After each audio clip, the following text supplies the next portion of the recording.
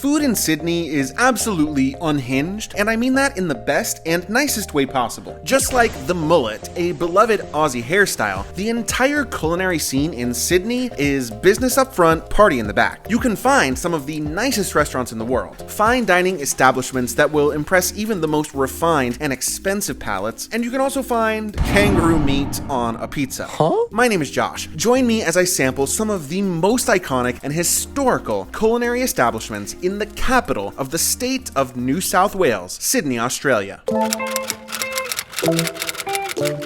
I think it would be fun in this video to show off the meals I most enjoyed in Sydney, ranking from least unhinged to most unhinged, going from level 1 to level 5. And something that I personally really enjoyed in Sydney, that is, by all accounts, a very normal and entirely acceptable meal, was the iconic sandwich at NORMA'S Deli on Manly Beach. NORMA'S is a Greek deli with a pretty wide range of options, from pizza to burgers to sandwiches to soups and more. It can get pretty crowded at lunchtime, and like many restaurants in Sydney, it can be fairly expensive. I ordered the classic NORMA'S sandwich, which is salami, ham, and mortadella on focaccia bread. I also benefited by arriving right before they closed, which meant that all of their food was 50% off. The downside of that is, naturally, it wasn't super fresh. Clearly, this sandwich had been sitting out for most of the day. That said, it was still a great sandwich. I enjoyed this a lot, and I can imagine that right around lunchtime, when everything is being freshly prepared, that this sandwich would go crazy hard. It's right next to Manly Beach, so the location is super convenient if you're enjoying a surf or a tan. And an added bonus to visiting NORMA'S is that there is an amazing cookie shop right next door. It's called BUTTERBOY Cookie, and they have these incredible flavors like Snickerdoodle, Nutella, double chocolate chip, and more. I chose Nutella because I am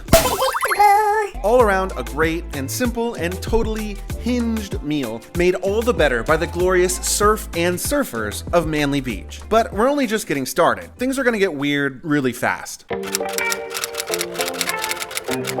At level 2 now, and we're talking just very mildly unhinged. Perhaps it makes you ask questions or piques your curiosity a bit. For level 2 here, I'm going with a historical choice with a curious name. The Fortune of War is a pub located in Sydney's most historical neighborhood known as The Rocks. It was established way back in 1828 by a former convict named Samuel Terry, and Fortune of War is Sydney's oldest licensed pub to this day. Altogether, this is a pretty cool and a pretty classic pub. I had the chance to visit with my dad, who came to hang out with me in Sydney, and I ordered myself a couple pints of cider and took in the live music. I'm a huge fan of live music, so the fact that we snagged a table right near the performers was fantastic. Loved that for us. My dad ordered a fancy cocktail. I don't even know what this is called. He is much classier than I am, obviously. By and large, at the end of the day, this is a pub. Nothing really unhinged here to speak of, except for one thing. It's called the Fortune of War. I mean, that's a wild name, right? What does that even mean? I did some digging and found out that the name Fortune of War is believed to come from an old expression referring to the unpredictable fortunes that soldiers and sailors experienced at war. It was one of the first or last stops for soldiers before heading out to war from the harbor. The rocks in general are really beautiful and super historical. They actually run historical walking tours here regularly, which I highly recommend if you're planning a visit and want to learn more about Sydney's colonial heritage. Now, so far, pretty straightforward, right? We had a sandwich, a cookie, a pub, nothing crazy. Let's start stacking pie.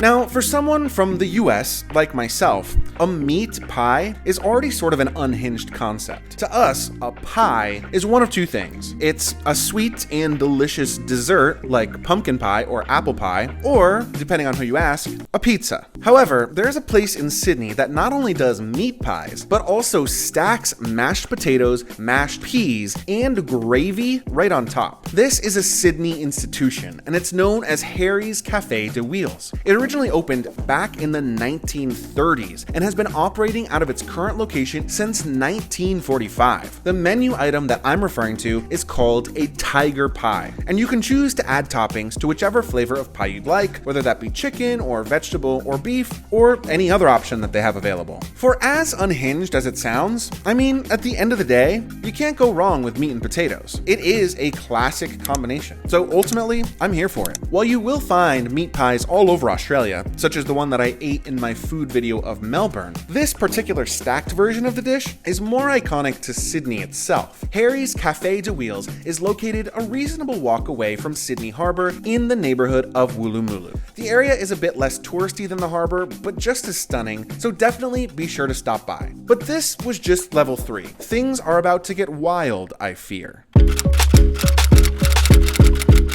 For our last couple stops, we're heading back over to the Rocks, and it makes sense that so many iconic meals would be located in such a historical and iconic neighborhood. My dad and I went to the Australia Hotel, or more specifically, the Australian Heritage Hotel, because I had heard a rumor that I could find something very unique and specific there. While this might seem normal to those from Australia, to us foreigners, this sounded rather unhinged indeed. I'm talking about Kangaroo pizza. Effectively, it is exactly what it sounds like. It is a pizza that has kangaroo meat on top of it. Now, fear not, kangaroos run rampant in this nation. A popular stat that you'll hear a lot is that there are actually far more kangaroos than human beings living in Australia. They are abundant and certainly very far from endangered. With all of that, and the fact that it was on top of a pizza, I had to give this a try. I ordered the pepper kangaroo pizza, which is a pizza with kangaroo, onion, paprika mayo, and more. Now, aside from the kangaroo, those toppings sounded delicious. But just to be safe, we also ordered a pepperoni pizza in case we didn't like it, okay? We were hungry, we couldn't risk it. I took a bite and ultimately, I was very pleasantly surprised. In truth, kangaroo meat tastes fairly similar to beef, I think. It's more lean.